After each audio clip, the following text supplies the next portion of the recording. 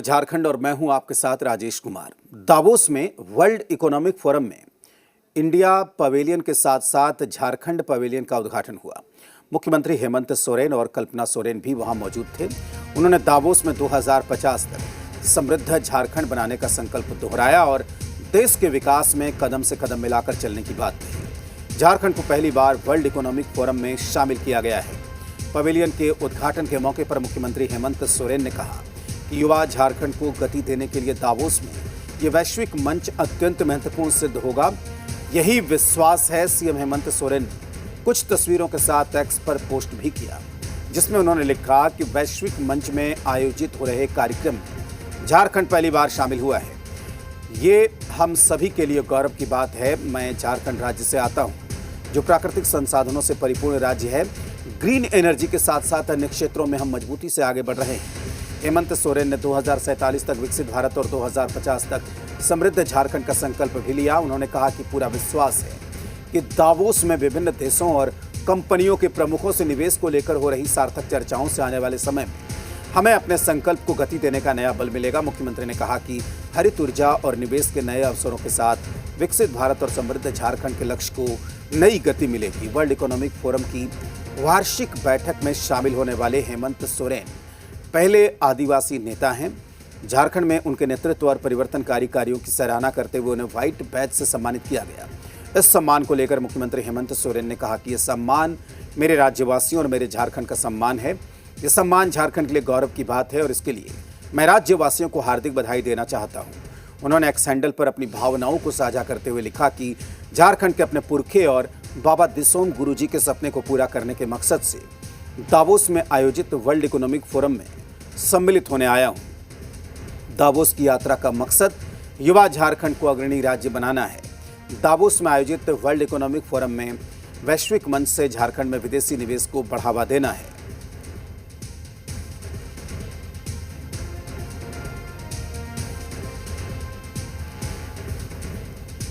जोहार, नमस्कार।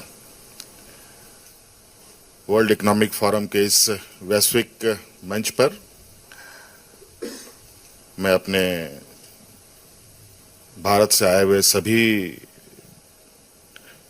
मुख्यमंत्री, केंद्रीय मंत्री और डिप्टी सीएम का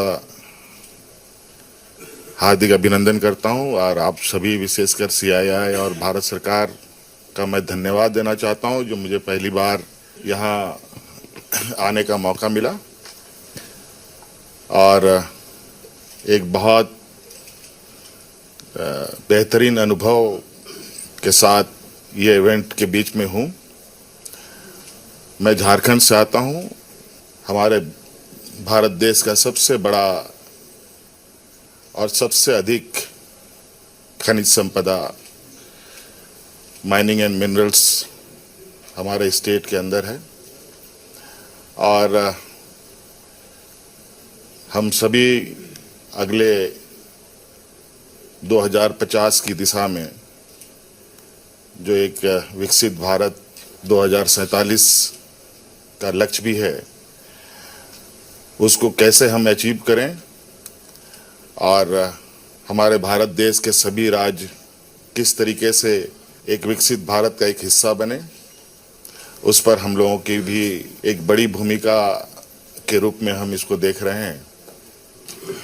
और जो यहाँ का थीम है, उसके अनुरूप आने वाले 2050 का एक रूपरेखा हम बनाने के प्रयास में हैं, जहां आज हम ग्रीन एनर्जी की बात करते हैं। इस कड़ी में लगभग हम लोगों ने एक बड़ा कदम भी उठा रखा है।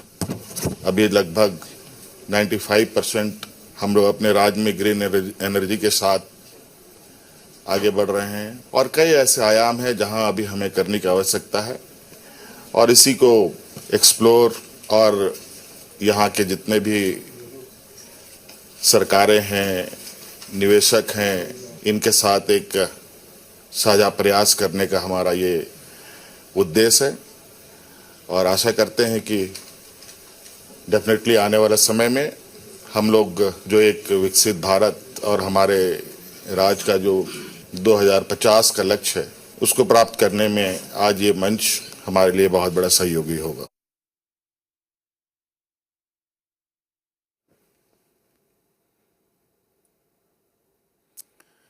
झारखंड के मुख्यमंत्री हेमंत सोरेन इन दिनों दावोस में हैं। वो अपनी टीम के साथ विश्व आर्थिक मंच की बैठक में शामिल होने दावोस पहुंचे हैं। इस दौरान वे राज्य में निवेश की कोशिशों में जुटे हैं। इसी दौरान दावोस में जी मीडिया ने हेमंत सोरेन के साथ एक्सक्लूसिव बातचीत की।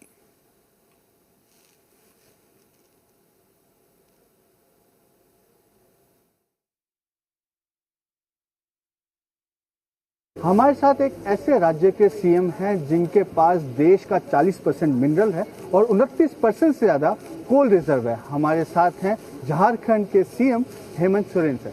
सर वेलकम वंस जी। Thank you Taran ji. Sir आप वेस्ट में आए हैं, दावोस में है इस समय। सर क्या एजेंडा है, कितने एमओयू साइन यहाँ पे हो सकते हैं? आपके पास रेयर अर्थ मेटल का एक बड़ा रिजर्व है। देखिए, पहली बात तो ये एक झारखंड के लिए और हमारे लिए एक पहला एक्सपीरियंस है। और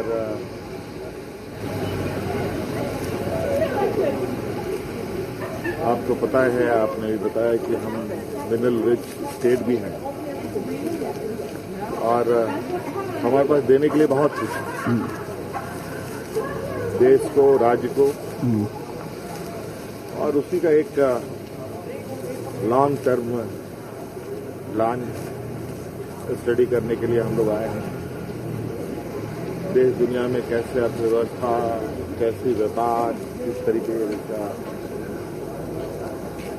हो रहा है, इसको थोड़ा हम जानने समझने भी आए हैं। वैसे कुछ हमारे राज्य के अंदर जितने उद्योग घराने के लोग हैं वो भी यहाँ पर हैं। तो कई सारे लोग, टाटा समूह के लोगों से मुलाकात हुई, उन लोगों ने भी कई सारे एमओयूज किए हैं, लोगों ने लेटर ऑफ इंटेंट भी दिया है। तो कई ऐसे धीरे धीरे कई सारे लोगों से बात हो रही है। हाँ, सर आप ये कैसे सुनिश्चित करेंगे कि जो एमओयूज आप यहाँ साइन कर रहे हैं वो धरातल पे भी उतरे? देखिए, हम आज दावोस के जो हमारे वर्ल्ड इकोनॉमिक फोरम है जिसमें हम लोग आए हैं, जहाँ देश दुनिया के कई उद्योग घराने के लोग, कई व्यापार जगत के लोग भी हैं और देश के अंदर के भी लोग हैं जो हमारे देश में हैं, हमारे राज्य में हैं। हमारे राज्य में जो हैं, हमारे देश में हैं, वो तो एक जो वहाँ के नियम, कायदे, कानून के साथ हमारे साथ बहुत पहले भी चले आए हैं, अभी भी चलेंगे। जो सेंट्रल स्टेट का जो कोऑर्डिनेशन है उसमें कितना बदलाव आया है? किस तरीके का कोऑर्डिनेशन है? क्या एक ये कहें कि सुदृढ़ माहौल केंद्र सरकार और राज्य सरकार के बीच में रहता है? इसमें कहीं कोई बात नहीं है। ये बात जरूर है कि केंद्र और राज्य सरकार हम लोग अलग अलग राजनीतिक विचार से आते हैं, लेकिन उद्देश्य और ध्येय तो देश है। हाँ।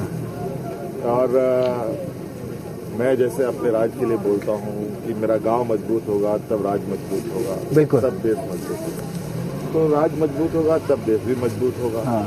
तो डेफिनेटली सबको अपने अपने कोने से ताकत लगानी चाहिए, खुद को भी मजबूत करने के लिए और देश को भी मजबूत। और एक अच्छी पहल के साथ हम लोग चीज़ों को आगे ले जाने का प्रयास करें। बहुत बहुत धन्यवाद सर, जी नेटवर्क को समय देने के लिए धन्यवाद। लंदन में झारखंड की प्राचीन विरासत को दुनिया तक पहुंचाने की दिशा में एक बड़ी पहल हुई है। झारखंड सरकार के पर्यटन, कला, संस्कृति, खेल एवं युवा कार्य मंत्री सुदिव्य कुमार सोनू इस वक्त आधिकारिक दौरे पर इंग्लैंड में हैं।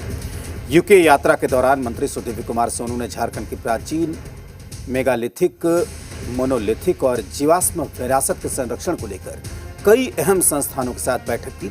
लंदन में म्यूजियम ऑफ लंदन आर्कियोलॉजी यानी कि MOLA के साथ झारखंड के प्राचीन पत्थर स्मारकों के संरक्षण, वैज्ञानिक दस्तावेजीकरण और लंबे समय तक देखरेख की योजना पर विस्तार से चर्चा हुई। बैठक में अंतर्राष्ट्रीय स्तर की संरक्षण तकनीक और तकनीकी सहयोग पर सहमति बनी। इसके अलावा वार्डेल आर्मस्ट्रॉन्ग और SLR कंसल्टिंग के विशेषज्ञों से भी मुलाकात हुई।